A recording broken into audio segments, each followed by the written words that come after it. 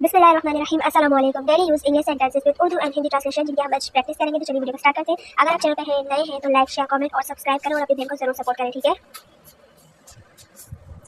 तो पहला है how are you. How are you, आप कैसे हैं, ठीक है। आप कैसे हैं, how are you. I am fine, I am fine, मैं ठीक हूँ। आई एम फाइन, मैं ठीक हूँ, ठीक है।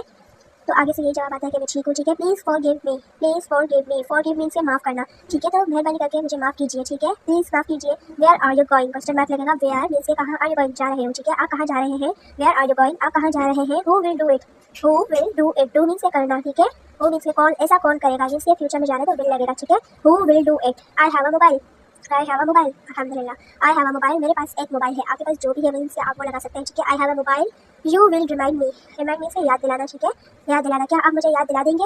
You will remind me mean से टाइम बता रहे हो, फ्यूचर में जा रहे हैं, आप मुझे याद दिला देंगे, ठीक है। Where is my books, where is my books, books mean से किताबें। वेयर मीन्स कहाँ, मेरी किताबें कहाँ है।